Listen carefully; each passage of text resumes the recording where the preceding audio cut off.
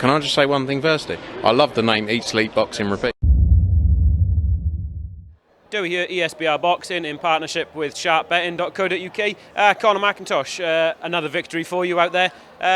Not the fight you were supposed to have tonight though, but how are you feeling right now? I'm feeling okay. I mean, it's just one of them things, boxing. I was happy to get on the show in the end. Obviously, I was supposed to fight James Atkins for super lightweight Welsh title. You know, I think I can still carry power at super lightweight. I'm a super featherweight naturally, but I just proved in there that I can hold my own super lightweight against a very tough opponent, Carl Sampson, cracking bloke. I've got a lot of respect for him for taking the fight so late on. But, you know, it's just one of them things, you know, I got the rounds out and I'm ready to go again, you know. I'm not taking my foot off the gas, straight back in the gym now, do you know what I mean? I could have done another 10 rounds like that.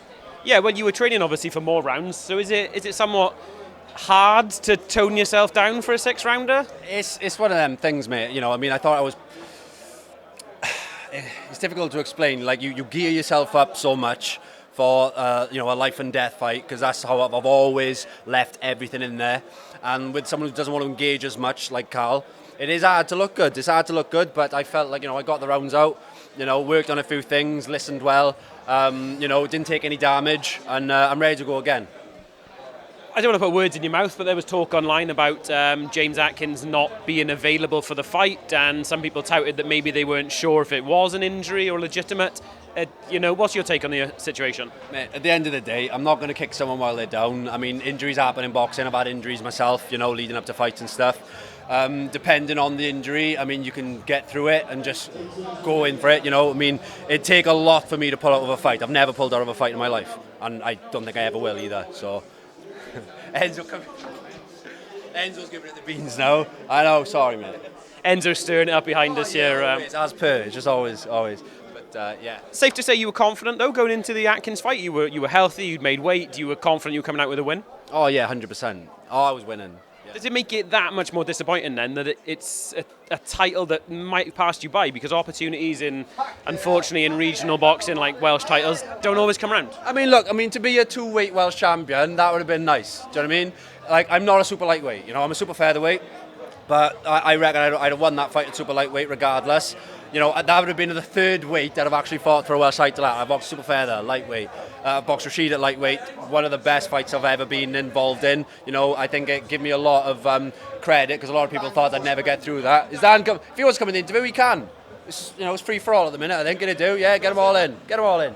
But no, like, it's, you know, I'm not too gutted, because the goal was to win a British title at super featherweight, which is what I want to do, and I'm that step closer to it now. So come on in, Dan, you coming in? You want to say a couple of words? Jumping in, Dan. Dan, give us your take on that tonight then. How are you seeing the boxing so far? Conor has been training hard for weeks on end, so it's, you know, the fair play to the boy. Last minute he stepped in, and you know, Conor was going to go without a fight, and he was quite gutted, to be honest with you. So he filled in, he stepped in, and all that hard work could have gone to waste, but you know, Conor stepped up, went in the ring, and he smashed it. He done well.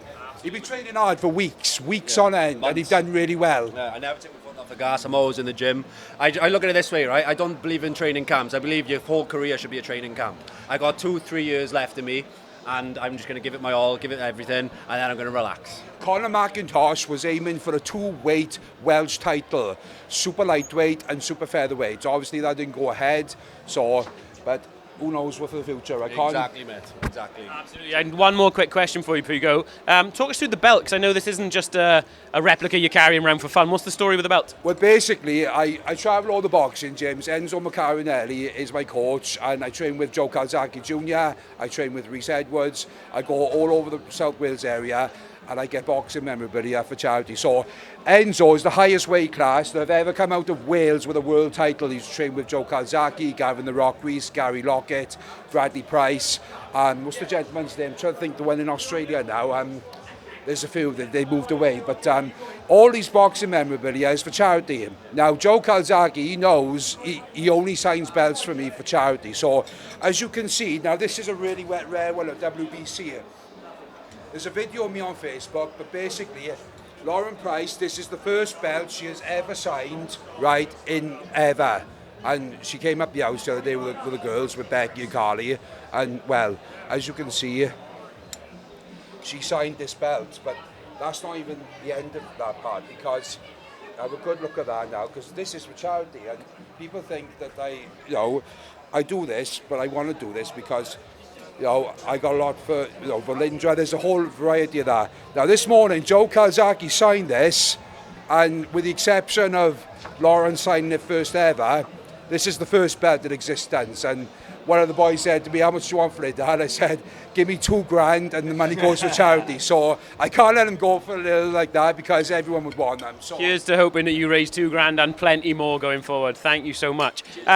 Conor, just to finish up with you, mate, you mentioned there about the British title, and no doubt every boxer in the world wants to become a European and a world champion and so on.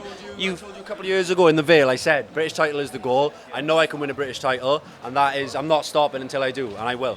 What's the practical route to that for you going forward now? When are you out next? What's the plan? The plan is, well, the word around the campfire is July. I'll be going in a British final eliminator against Nathan Howells, someone I've boxed before, someone I've beat before. He's a very good game kid, like, do you know what I mean? Nathan loves a tear up, and Nathan loves a tear up, I love a tear up. Do you know what I mean? Like, I can box, I can fight, I can do it all. So that's going to be a really good fight, and I'll put me instead for the British title, hopefully by the end of this year. Fantastic. Conor, thank you for your time. Appreciate you, man.